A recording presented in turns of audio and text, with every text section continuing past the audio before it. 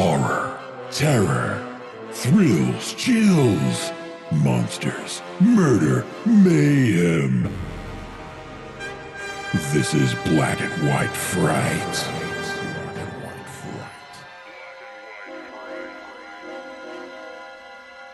Good evening, everyone. Welcome to Black and White Fright.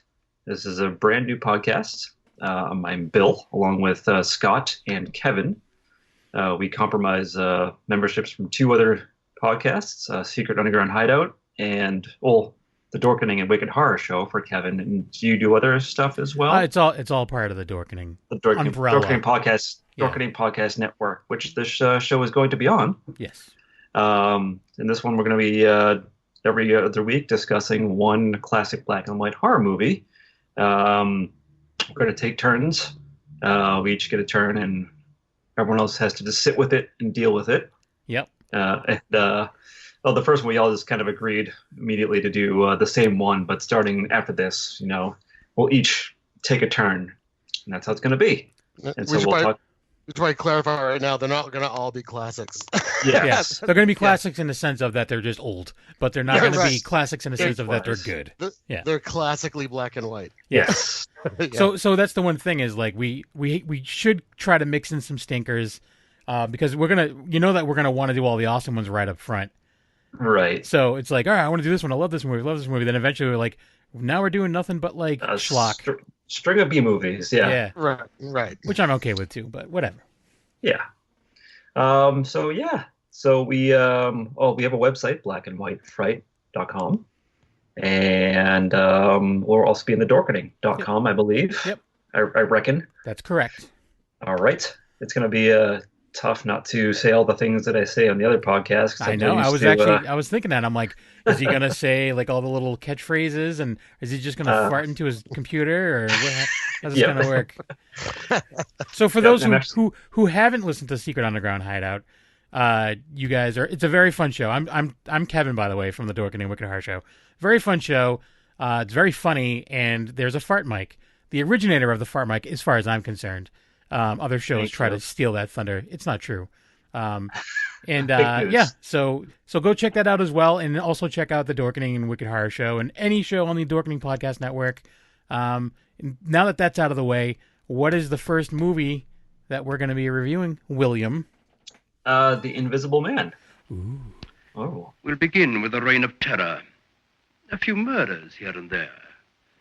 Murders of great men, murders of little men. Just to show we make no distinction. We might even wreck a train or two. Just these fingers around a signalman's throat. It was supposed to be called the Not Seeable Man was the original running title from what I read. Really? No. Oh. The Unseen Man. Am I the new Gark? You're gonna lie to me and make me believe things? Only unless we ever have Gark on, yes, I guess so. He doesn't like black and white things. Is I there know. a black and white episode of Family Guy? Because then, all right. Oh.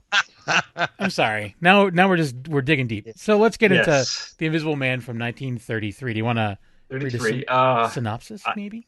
Yes, well, I also just want to say that according to Rotten Tomatoes, I have both ratings for that. The critic is 100% and audience is 85. So it's pretty well received all around. I didn't know they had Rotten Tomatoes back then. Yeah, I think that's did. all. I think that's all they had. I think all their tomatoes were rotten. No refrigeration. Yeah, exactly. Yeah. Everything was just packed in salt. So the general synopsis is this one particular scientist.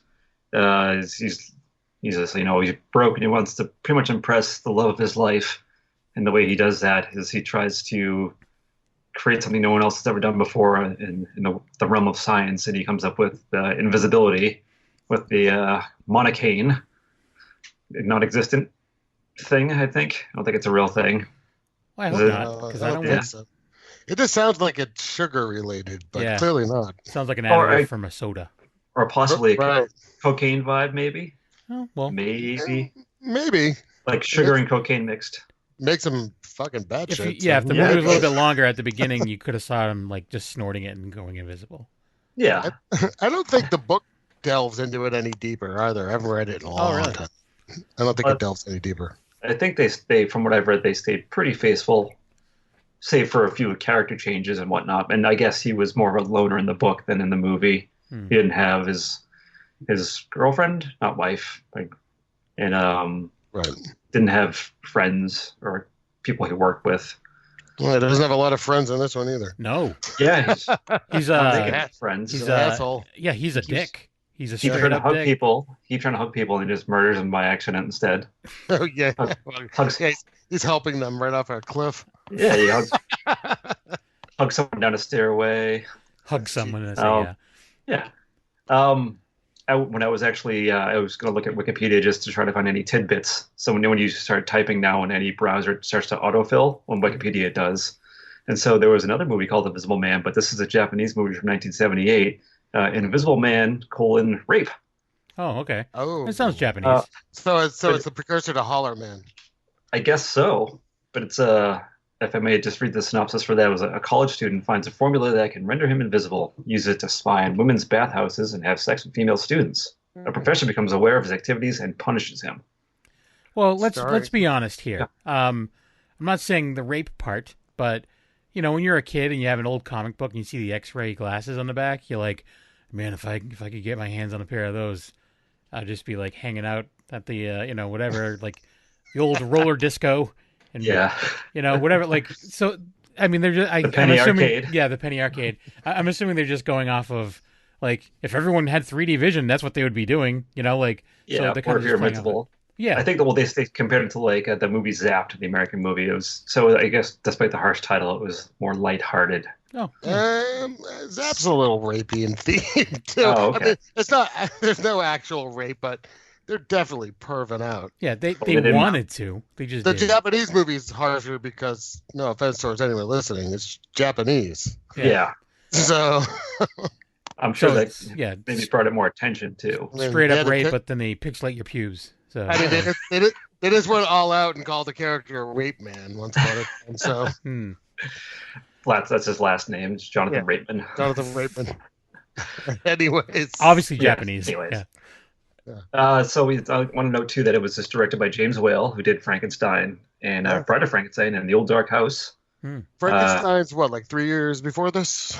2 years, 31. Okay. And Bride is 2 years after. Yeah. Bride 35.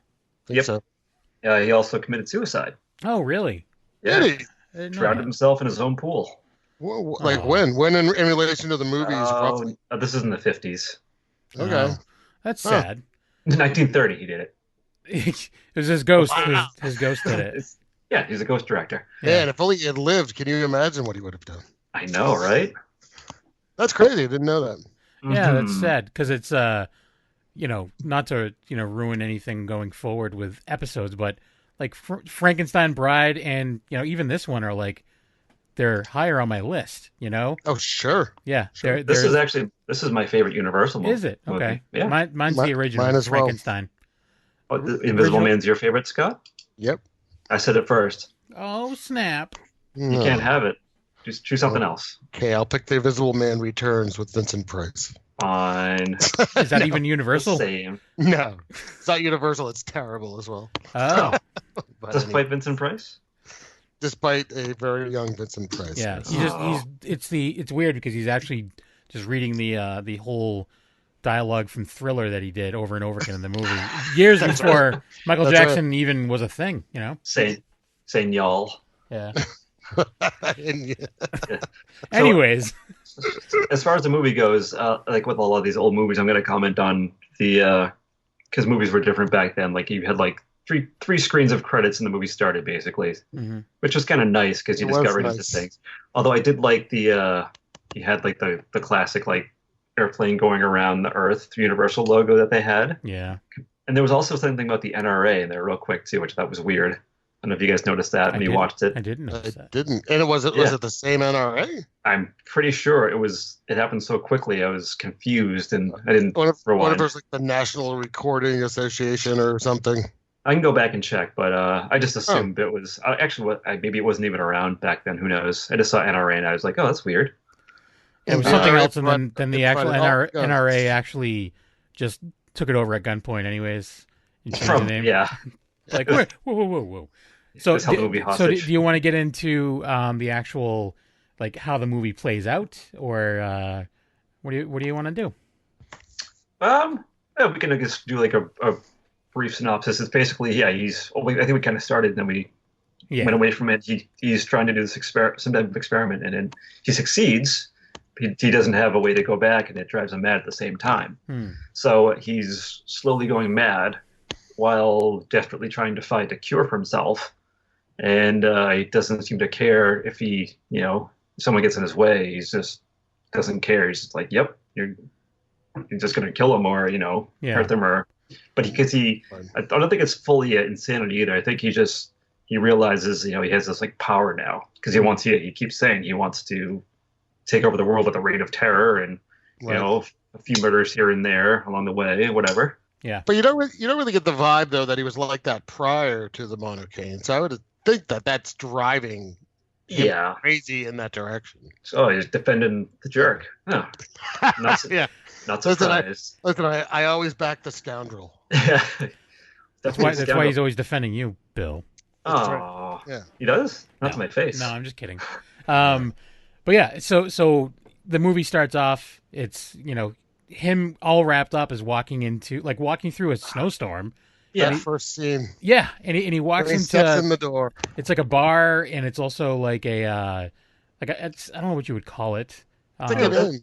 It's an inn above a tavern. Yeah. And the one thing I noticed on because one of the things I think is funny in the beginning is the guy's pretending to play piano. He turns around like, "Hey," then the guy puts in the coin. But one of the things I noticed, like really light, yeah. But when whatchamacallit, when he walked in, everyone stopped talking and the piano stopped playing. That's one of the things. It's like a goof. That's right. Way to take a snapshot. I didn't record that sound or anything. But bloop bloop. Did I do that? Yeah, you did go, Scott. Yes. No, Bill did. So if you hear a bloop bloop bloop, it wasn't Bill fornicating. It was Bill taking a screenshot. Because that's what he sounds like when he fornicates.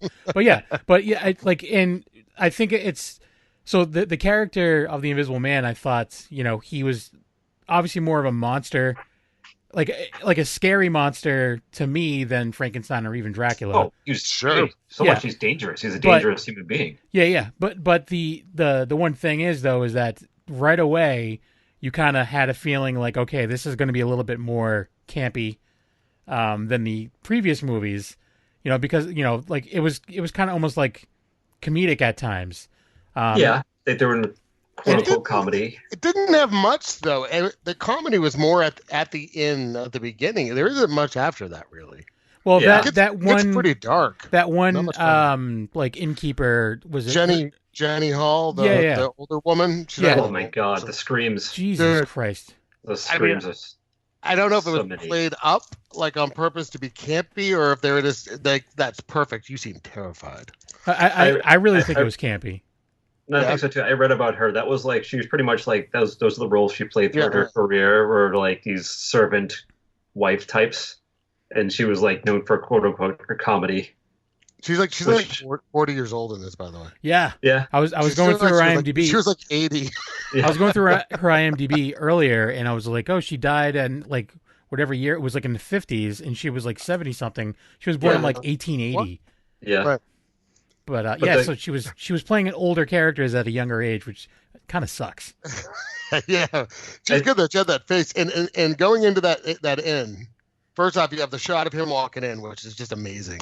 Yeah, especially I can imagine what it was like in 1933 to see this thing walking in the door. It looks freaky now. Yeah, because I'm sure everyone knows everyone. You get this stranger wrapped up coming in with the goggles, quasi Groucho Marx glasses. Yeah, those goggles are awesome. Yeah, but I love the camera pans around right before that and shows some of the ugliest actors I've ever seen in my life. They probably cost less. Just like painful. They're just painful. And so much they show them playing darts. Yeah. Oh yeah. And the guy gets like a bullseye. and the other darts are just everywhere. Like there's all like blind people playing darts with this guy. Like that guy's keeping score has like one stuck in his face, but I think it's no big deal. Look at it again. Like half of them are like sideways in the board. Like they're just everywhere. There's definitely some people that are probably not actors that are in this movie. Like there's some of those, the town folk, when they deliver lines, it's like they've never delivered a line. Like they looked very nervous. Right. And, you know, which is cool. I mean, sure. Yeah, it was very neat. And you know, the whole situation where he comes in, he's like he's very demanding right off the bat, and I would have just been like, get the fuck out of here. Like, but he's like, no, you'll do it right now. And then they're like, okay. Well, and she's just like, very good, sir. Yes, sir, right away. Yeah. Well, yeah, she's like, a room now. Like, well, there's no rooms available. It's like, you can get it ready. Okay. And like there just happens to be a staff member out back to help you. Yeah. And all it took was like, I'm going to remove this one sheet from this sofa and tidy up this pillow. Here you go. Right. All set. Lies. Yeah. Well, I guess maybe they probably didn't want a weirdo staying in their place. Well, maybe. They still could have been part of it. They still got one. They definitely did all right. And so when he was staying upstairs, he was doing some experiments to find a cure, correct? You don't know that yet, well, but yeah. Oh yeah. Well, yeah, at first because he didn't get his bags yet. You do get the quick scene where she brings the food and forgets the mustard. Yeah. And so I don't think she noticed. She actually noticed the mouth missing. No. She talked about how he's bandaged up. Yeah, she didn't say anything about him being invisible at all. Right. She says it seemed like he was in a horrible accident. Right, but then they do the quick scene, the side profile where he does. Yeah. There's nothing there. The chin down. It's just like nothing. So. Which kicks in the practical effects, and man, they're good. Yeah. They are. For the time especially, like I can't even imagine like what 86-year-old effects. Yeah, what imagine at the time that this movie came out and what else was available, and how realistic that must have seemed. Oh yeah. It's fairly realistic looking now. Like a lot of it, really. Right. Yeah. The only thing that I think is like, okay, if he was wearing these bandages, that you would see it from the back as well, like wrapped around. Like that's the only thing. But they pull it off like fantastically. And like again, reading on IMDb, the way they did it was he wore a suit of black velvet, and he shot his scenes against very comfortable. Yeah. They shot him against a backdrop of black velvet as well. And then they just superimposed it over. That's why some of the scenes, he looks like, even his clothes look see-through a little bit. Yeah, go ghostly. Yeah. But that kind of adds to it, I think, the eeriness. But all the items being moved around are like on strings and things like that. And even those look great. Yeah. Watching it in like I guess as high def as this gets. Yeah. It still looks great. Like I was kind of, the first time I saw it in high res, I was a little worried. Like, am I going to... Yeah, right, exactly. Like, I don't want to see the tricks. I know they're there, obviously, but I don't want to see them. But no, they did a really good job. Yeah. It's great. I have the Blu-ray set, and it looks awesome. Like, it still looks fantastic. And, there's movies that came out in, like, the late 80s, early 90s that I have on Blu-ray, and I'm like, I can't watch this. Like, it just, you see all the mess-ups, but this still looks great, Yeah. Because this isn't just pure CGI, Yeah. I think they had to actually go back and check it. There's no other way to fix it. They couldn't digitally alter it, so it had to be right. And they also couldn't like, they didn't have dailies to like, even they just like hope it was fine when they developed the film. That's crazy. That's true. Yeah. And they did a fine job. Sorry, I didn't mean to take us off on that tear, but how dare you keep very much on topic. So I'm sure we'll get to the effects more in detail. Oh yeah, totally, definitely. Totally. Yeah. So yeah, is that when we go to the home? She brings the mustard and he flips out, and then she tells her husband like, he's got to go, like him or me. Well, that's not right away though. That's a bit later when he starts raging out because he didn't have his equipment yet. He's waiting for it to come in. His bags weren't there. That's true. They had to cut to. You're right. Yep, they cut to the house with the professor. Actually, I have the. With Clarence, the angel from It's a Wonderful Life. Exactly. Yeah. He's got some serious eyebrows, by the way. One of these days, I'm hoping I'll have him too. Is it Henry Travers? Yep. Yeah. He's been in so many movies, if you check, and I think this is the second movie I've ever seen him in. I don't recognize him in anything else. Yeah, me either. But I actually forgot until I watched last night that like, oh yeah, it's Clarence. Yeah. What if so? That's at what point does he help the Invisible Man by jumping off a bridge to keep him from committing suicide? That's in the sequel. Oh, okay. And then what's her face? Jenny Hall. She just screeches every time an angel. My God. Her bell rings, an angel gets its wings. Every time At the top of her goddamn lungs. So that's when you establish too, like, you know, that's you get the backstory on how he was doing these secret experiments. Yeah, and that's when you have Kemp comes into the picture. Mm-hmm. He's a bit sleazy. He's an asshole. He is right off the bat. You're like, first off, you look 20 years older than this chick. He looks like a low-rank Clark Gable, by the way. I think. Agreed. Yeah, that's a good call. He's probably bitter about that. Yeah, use that for the role. I mean, I'm sure he has like genuine feelings for the woman, but she's like so distraught that she hasn't seen her fiance or boyfriend in a month. He's just like, I want to tell you how I feel, and she's like, screw. He's kind of lecherous almost. Like yeah. About so he kind of. I'm not sure his intentions are that pure. Right. Really. So do you think he deserves what he gets later in the movie then, or do you think it's a bit too far? Yeah, I mean, I don't know if he deserved death, but yeah, yeah. That's he didn't die in the Spoiler book. alert. That's a change. He survives in the book. Oh, okay. That's an interesting change for them to make in a 33 movie. Yeah, it's big. It's a big change, but I think it's all for the better because it just reinforces how you have to stop Dr. Jack Griffin from his rampage. So so they explain how he's gone and stuff. And I like how I'm just gonna call him Clarence. It's not his name in the movie. It's Dr. Cranley, but I'm gonna call him Clarence the Angel. Sure. He's so like dismissive and kind of like lazy about the whole thing. Yeah, I'll come back. Yeah. Yeah, I know he worked for me. Like I told him he could do his own thing. Whatever. Yeah, it's fine. Don't worry about it. Because that keeps happening. Like later in the movie, he's just like, don't worry about it. I'm not. You keep it between us, okay? Don't. It's too much to tell other people. They're gonna start asking questions, or he's right. He just don't want to deal with it. He even tells him that the Kemp tells him like, oh, I once went into his room, his door was unlocked, and like he pushed him out, and he's like, we do that. Yeah, don't scientist, the scientist thing, you wouldn't understand. Even though he's a scientist. Yeah. Yeah, so they did. So I guess they just I'm sure because it was the 30s. Flora, the love interest, her melodrama was way up there. Oh, very. Yeah, she's a little swoony.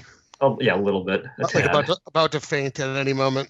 And for I was digging through IMDb before we met up, and she's the old Rose from Titanic, like the like the old lady Rose. That's her. Well, what do you know? Yeah. Actually, I thought for Jenny Hall, her name is Una O'Connor. Yep. I thought for a second. Have you guys seen Murder by Death? No. Yes. Peter Sellers. Yeah, the old Scott, then the very old woman in the wheelchair. Yeah. I thought that was her because I assumed she would be that. She could have been alive because very old woman, but I was kind of disappointed when it wasn't. Yeah, I should have known she didn't do the scream though. Titanic, like 15 years later. Oh, the old Titanic. We're talking the two different women. I'm sorry. Yes, I'm talking about the screamer. Yes.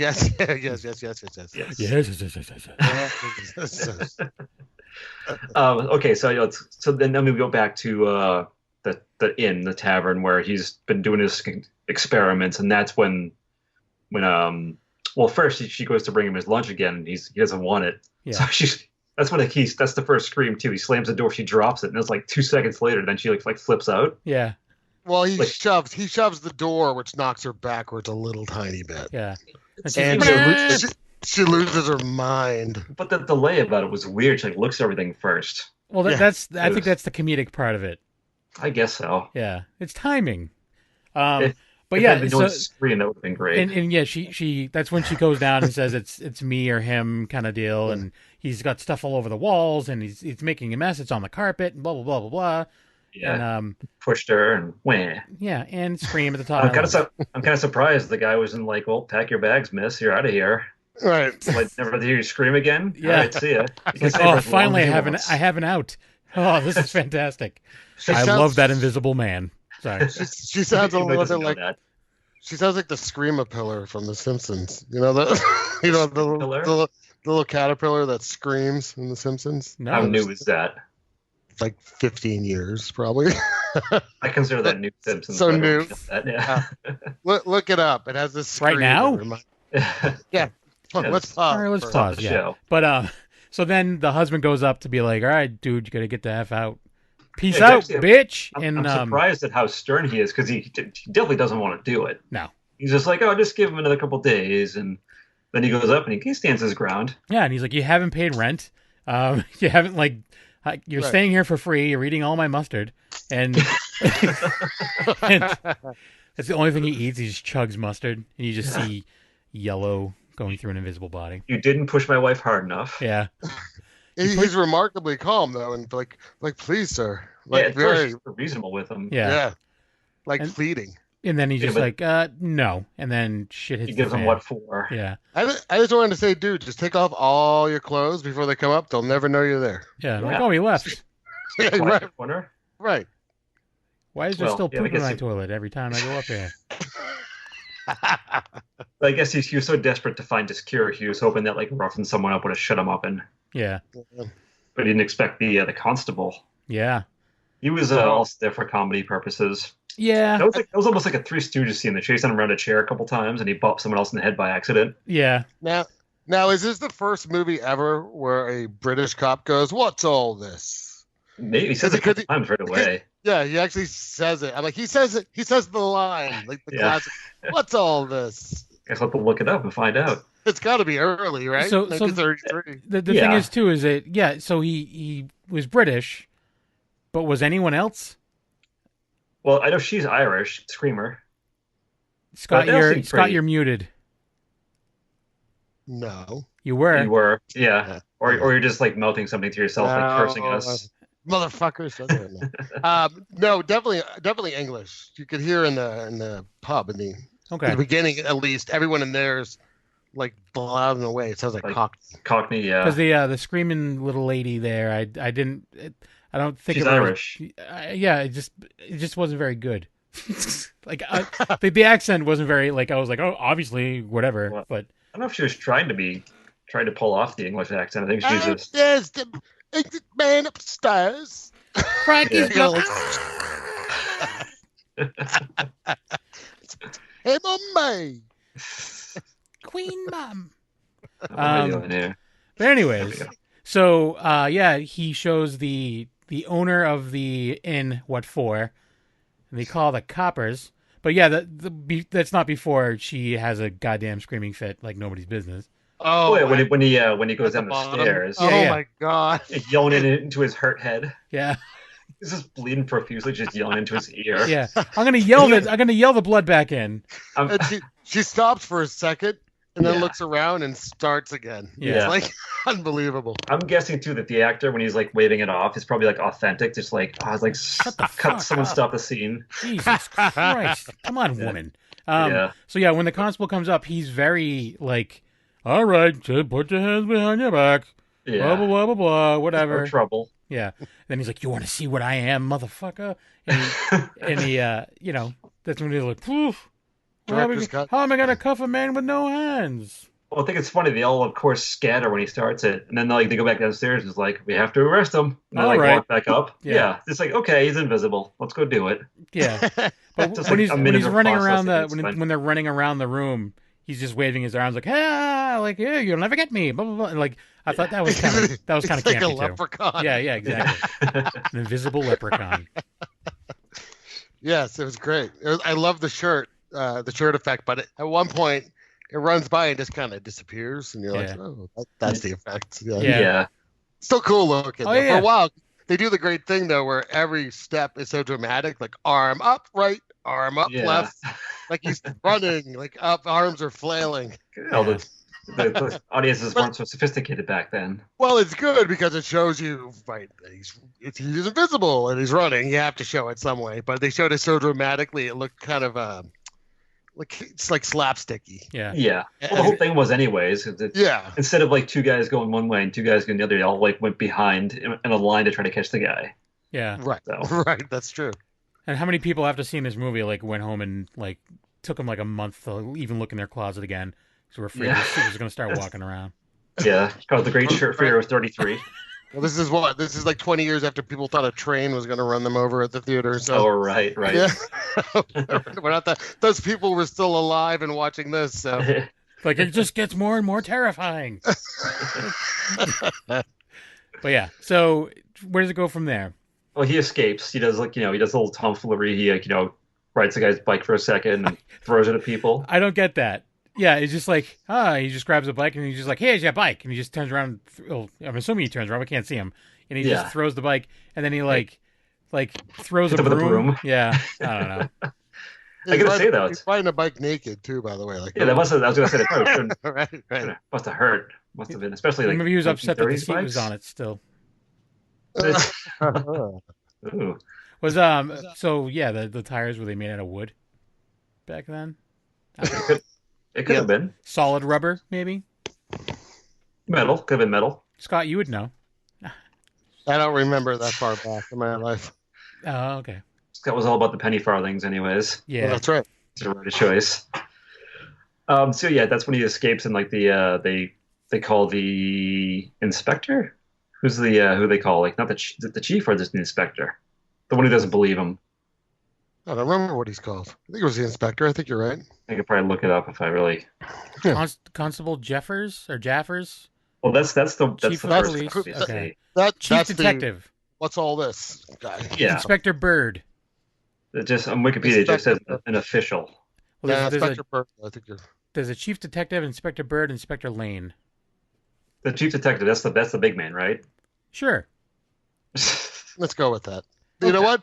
They're all dead. Yeah. So no one's Exactly. No one's going to correct us. Yeah, that's very true. Very true. Yeah. My great grandfather played Inspector Lane.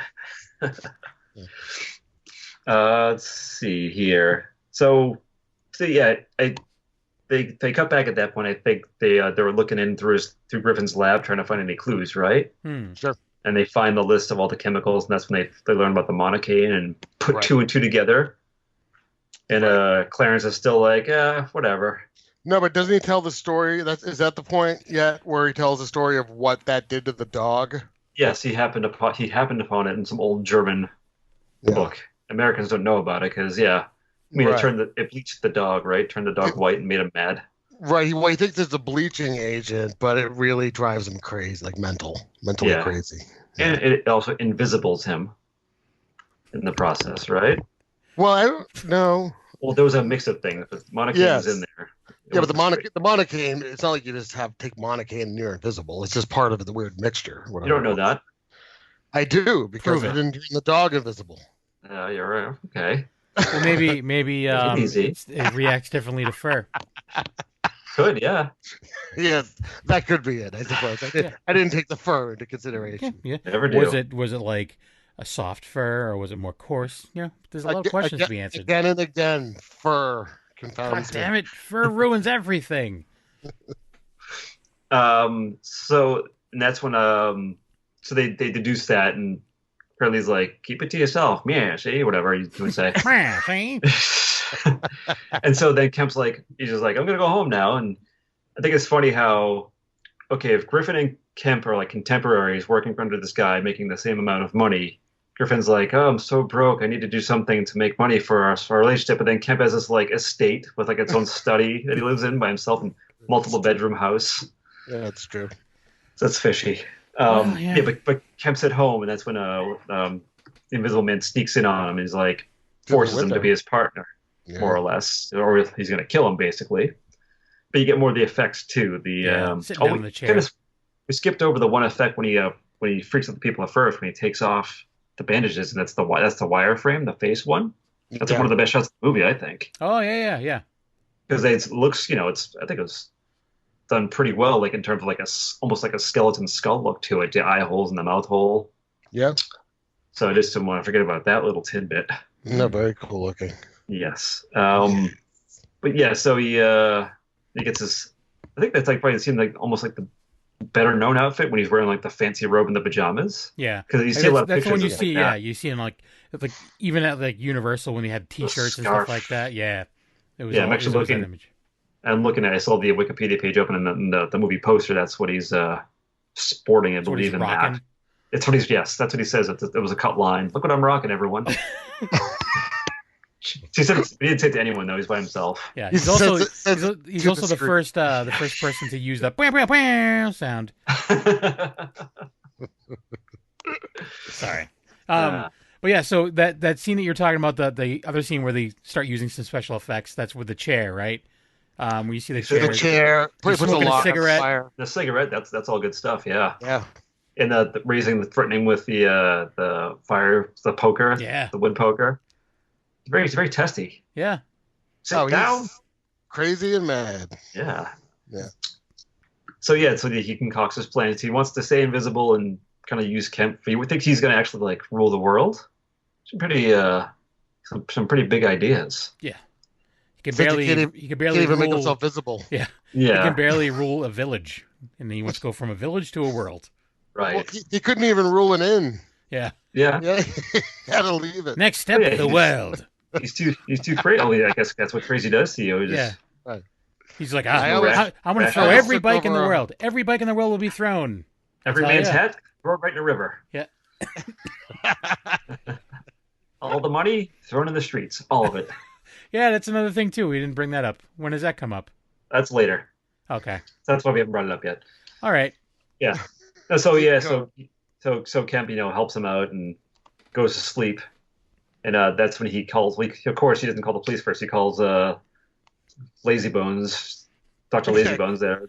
Dr. Clarence. Yeah, and he's like, don't tell the police. Well, I think because he says he wants to help him, but he just says, I don't want to do anything. I'm going to use this excuse that I don't want to help him, so the police don't get involved.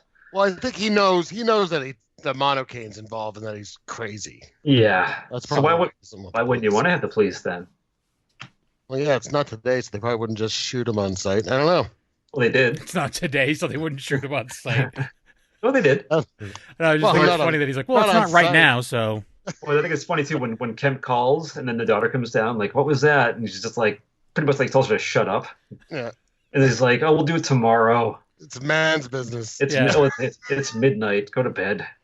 What's going on? Are you baking a pie? No, then shut up. Yeah. So yeah, they go over there. And he calls the police too. I think it's funny. He has like, oh, we have 5 guys. Then 10 minutes later, it's like 1,000 guys. No problem.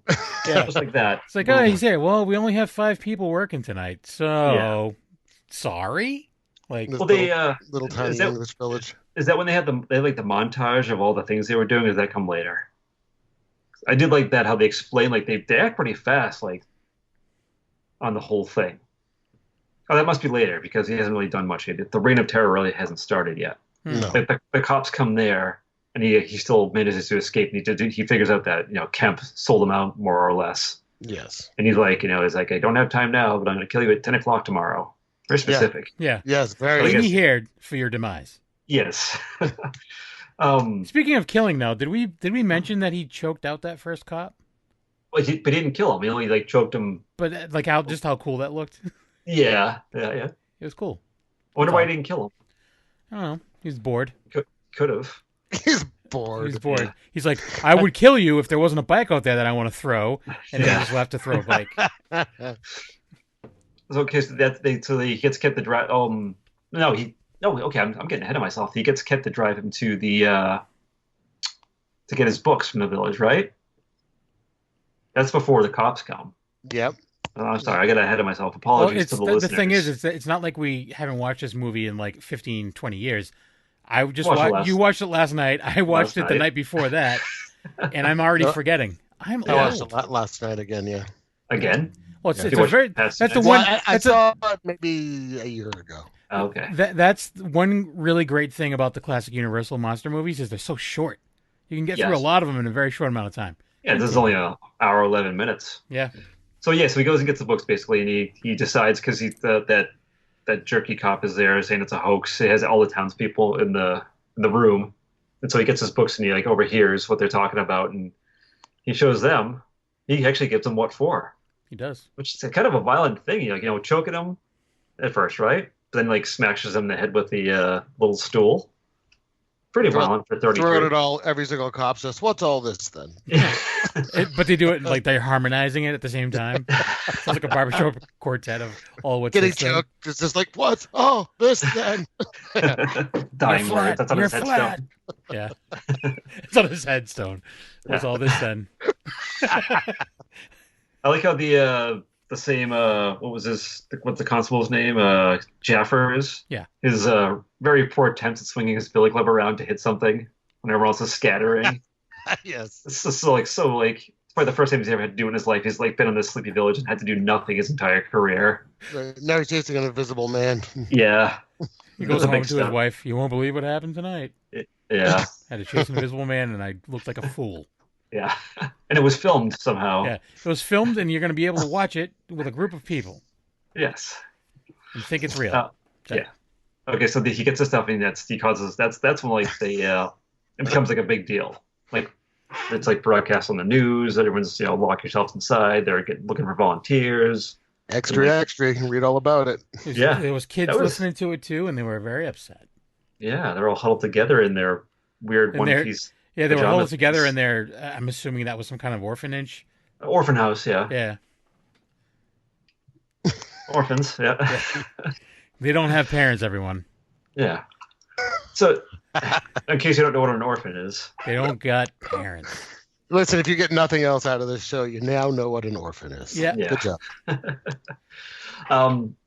So that's when they go back to Kemp's. And like news is spreading about this, and they're looking for ways to try to catch him now because they know it's real, not a hoax.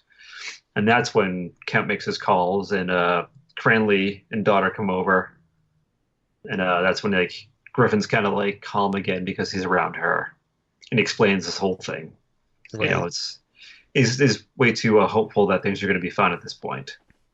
He's like he was when he was begging to stay at the end. He's very like, "You must believe me, darling," kind of. Yeah. All mellow, and she kind of more or less ignores how he's like, "I'm gonna rule the world," and she's like, "We'll get through this. It'll be fine." I don't think it's at all patronizing either. She's just like, "Yeah, okay." This Just wants her man back. This mental illness will wear off. Oh, man. You guys notice how Kemp had a picture of her in his study as well? I didn't. Yeah, I'm pretty sure it's her. It's a woman, but it looked a lot like her. Classic. To further his creepiness Yeah. a bit more. I want to know what he did with that picture when no one was around. And no one else does. It's just you and no one else, yes. I said, no. I said, I don't want to know. Oh, okay. Yeah. But the Invisible Man could have figured it out. He could have, been there and watched it. Well, they're remaking the Invisible Man soon, so maybe we'll see what he was doing. He'll walk in on him doing something.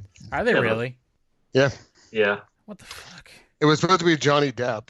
But it's not Johnny Depp. But it's not now, and it's I can't ever think of her name, but from Mad Men and The Handmaid's Tale. Okay. What's her name? Right. I don't know her name, but I know who you're talking about.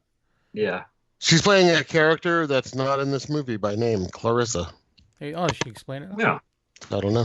So, Kevin. Womp womp. Yeah, so just so you guys know, we're right at about the 45-minute mark. I know that we wanted to, Scott's fault. No, not at all. We're getting close to the end of the movie. Yeah. Well, yeah, because this is when it starts to pick up. The cops come, because Kemp, that's when Kemp called the coppers on him. And that is, I guess, I don't know if it's supposed to be played for comedy, but they all lock hands so he can't escape. But he grabs one guy by the legs and is like with ease swinging him around. Yes. A lot. Oh, 33. Everyone was so light back then. And then the pants came off, so you see these pants getting away. That's right. And he chases that random woman down the street, like singing a song. And they had like pretty much like the murder montage. Well, he's lost his mind. Yeah, so he crashes a train. He pushes a couple of volunteers off the cliff. He kills like 100 people in the train crash. Yes, I read. I found a list of like horror movie like most kills, and for his it says 123, which is second on that list. Which is crazy. It's crazy. It is. Yeah. Well, the train itself, that was ridiculous. Right. Because he killed that police officer and he killed Kemp. Yep. A little bit later on. So then they kind of like focus it seems like it was like days have passed for this, but it's only like one day because they're talking about protecting Kemp. But it feels like the way they're doing with the radio broadcast and everything, like I guess no one sleeps at this time. They're all devising constantly on what to do and how to try to catch him. Right? Yeah, people were like calling and giving suggestions on how to catch him, right? Right. Oh, it's gonna snow, so just look for footprints or whatever. Yeah, or just look for his breath. Yeah. Yeah. He has to pee sometime. Look at the snow. Yeah. Just look for he's outside naked. He's Jason body urine stream. This is a yellow trail. Follow it.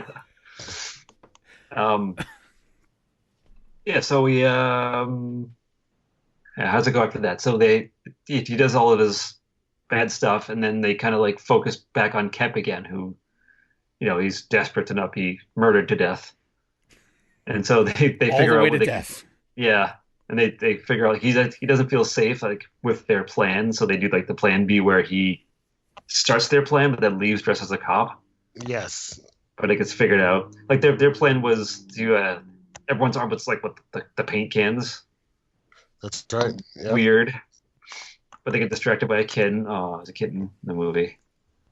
Yeah, how messed up is that? Like they legit spray down a cat. Yeah. I just like it could have been like chocolate syrup. But still, like that's. Yeah. I mean, back then they didn't really care how you treated animals, but it's still, I was like, what? That wouldn't fly today. For people, yeah. That's what they were lighting the fires in the fireplaces with earlier in the movie. Just cats. Yeah, it's lighting the tail on fire and throwing it in there. Yeah. Took a long time to edit out those. Yeah, every time anyone wanted to light a cigarette, someone just pulled a cat out of their back pocket. Like, at the end of their tail, it was like the little lighter thing. Just throw it away. Yeah, disposable cat lighters. Yeah. Anyways. Okay, so the Invisible Man, he knows what's up, basically, and he's in the car. He goes back. He's with Kemp the whole time. Yep. Like no one ever seems to fight back against. I'd be like flailing like crazy at least. For real. If I'm being attacked by something I can't see. Yeah, just elbows and kicking and whatever he can do. Just calm down, my man. I wonder how he would react. Like, hey, all right, come on. Kemp's just like, what's all this? Yes. Yeah. Again, yeah.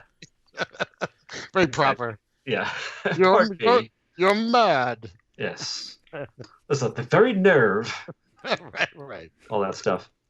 So I think it's funny how there's no way Kemp could have even with his feet stopped the car from rolling or rolled out. Nope. A little time. Nope. There were no windows in the car. He could have out. Too much momentum. Too much drama. That's right. But the car seemed to prematurely explode too.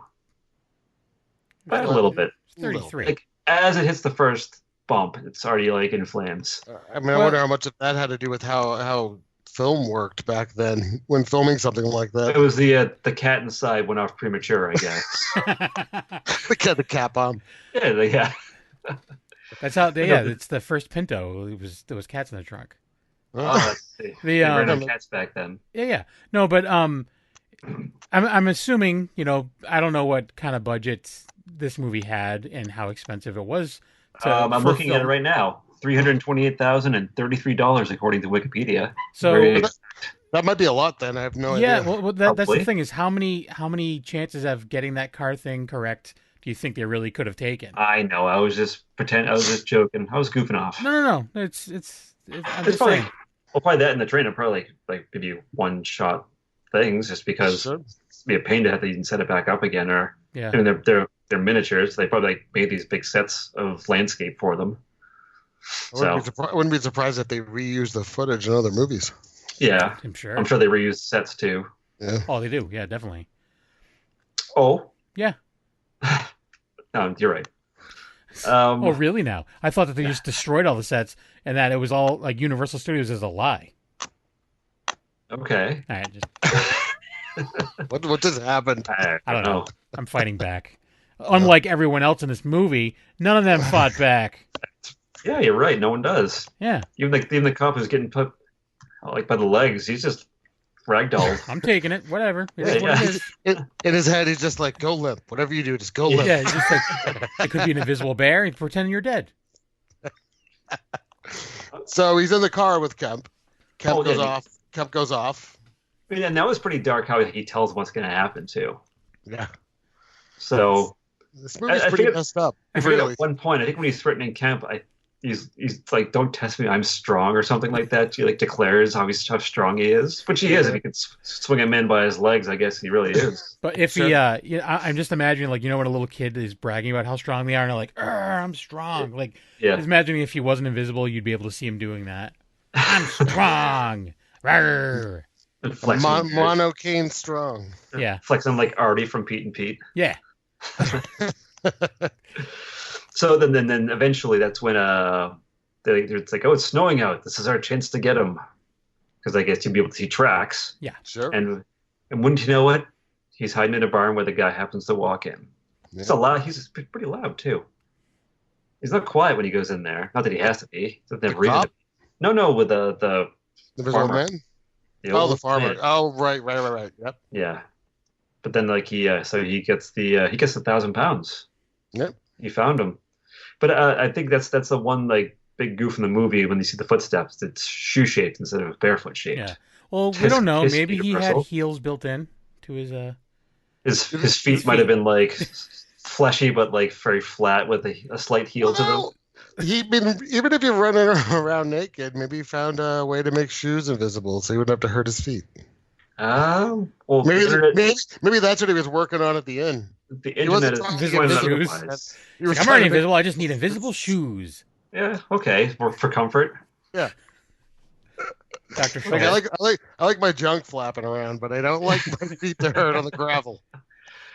I do like how they took the detail to note that like he can't go out on certain conditions though, or like have to wait like more over an hour after I've eaten, or you'll see the food like it's raining and can't go out, or fog. Right. But that was smart of them to acknowledge that certain things would give him away. Right. More so than others. When was this written? Do you know? The book? Yeah. Let's see. It was 1897. So published. Yeah, it's pretty amazing, really. Yeah. And it's the fact that they're remaking it just shows A, that Hollywood is out of ideas, and B, that it holds up. It obviously holds up. Yes, it does. I mean, it's been done already. Yeah. The Chronicles of the Invisible Man, was it? The memoirs. Memoirs of the Invisible Man, yeah. I didn't know that was until recently. That was directed by John Carpenter. Is that the Chevy Chase movie? Yes, Chevrolet Chase. Chevrolet Chase. Yes. and then was it Kevin Bacon was the Hollow Man? Yes. Hollow Man, yeah. I didn't see it, but I know that was a thing. It's an angry movie. Is it? Yes. Is it more so angry than? It's very rapey and mean-spirited. Oh, okay. It's not nice. Come on, Kevin Bacon. Yeah, you can do better. Everyone named Kevin are assholes, I can tell you. Right. Okay, so they set their trap. And they get him out. Now, footsteps and a gunshot and blood in the snow. Yeah, I guess he was too panicked to try to like be clever. He just had to get out. Yeah. Yep. I mean, if anything, he could have like been like zigzagging or something. Cartwheels. I mean, really. Just running like yeah.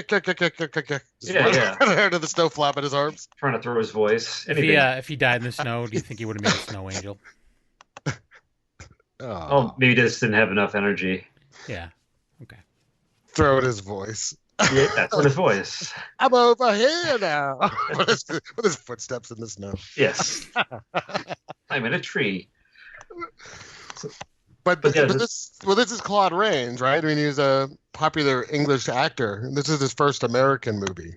It was only his second movie. Yeah. It was one silent movie. Yeah, but kind of amazing that he had a career after this, but he's only seen for 30 seconds or something. His face. Like, I know, like in some scenes, like it's him mostly in the rapping too, and the Black Velvet. Yes. Right. But I guess he was claustrophobic. Oh, geez. And so having to like wear all that stuff, he was How like, did you take this role? This isn't a proven script at this point. Well, yeah, but the thing is that the other Universal monsters have been successful. I'm sure it's like I'm getting an opportunity to be do a movie with Universal. Like I got to do this. Guess. Maybe he's a fan of the book. Maybe he's a fan of bad fake noses. I don't know. He was he was also the director's first choice. I mean, other people wanted Boris Karloff was originally considered, but I guess I read different things. Like it was like his salary wasn't up to what he wanted, but he also wasn't going to be in screens. We didn't want to do it because he wouldn't be seen in the movie. Yeah, I'm glad that choice. Yeah, it was smart to not have him do it. Yeah, I know, but he was like the big star because of Frankenstein, so that's why. And then also Colin Clive was considered, who was Henry Frankenstein, and I could almost see that. Claude Rains had a great voice, though. So yes, he did. Yes, yeah, especially because he does like the oh please, I'm just a sad little man voice on top of I want to kill you all.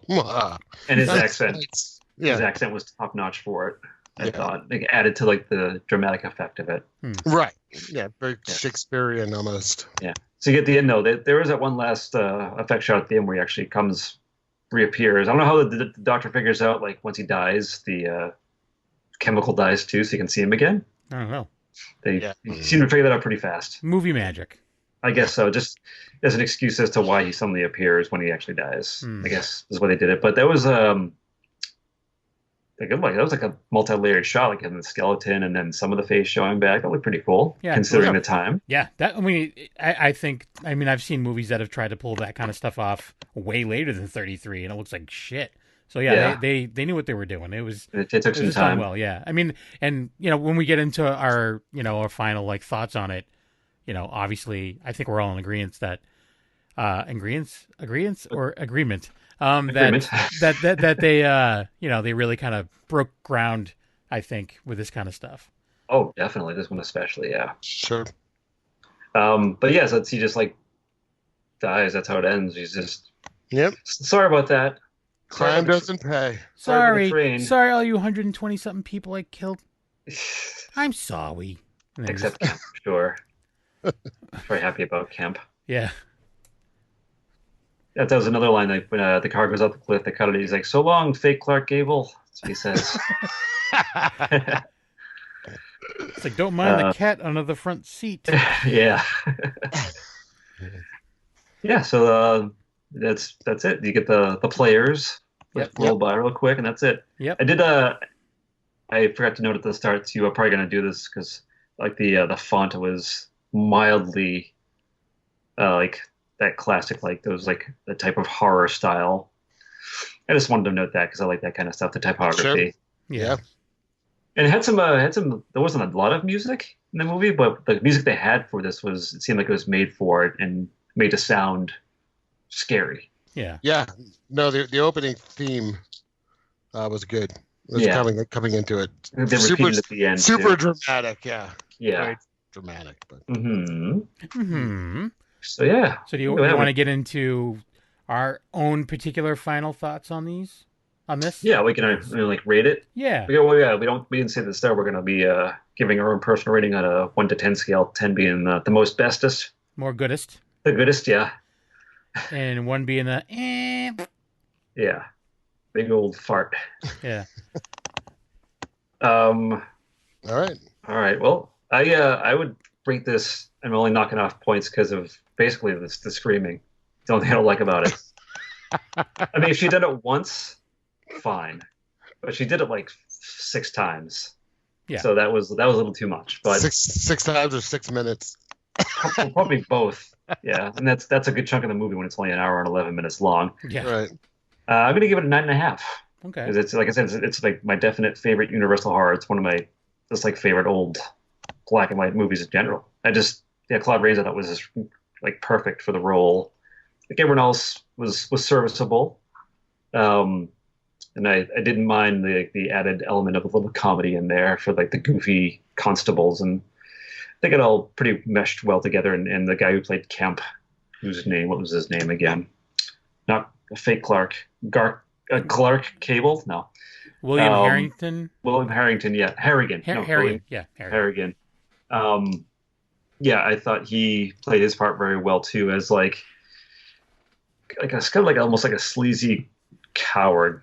Like you feel bad a little bit because he's forced into his role, but he pays in the end for it. So, but yeah, that's something that I like to watch regularly because I think it's just that well made of a movie. That's my thoughts. Right on. Scott, you want to go next? Sure. Yeah, again, my favorite of the Universals too, although I do enjoy all of them to a certain level, but my favorite, I wouldn't say it was always my favorite. I think it grew on me more as an adult.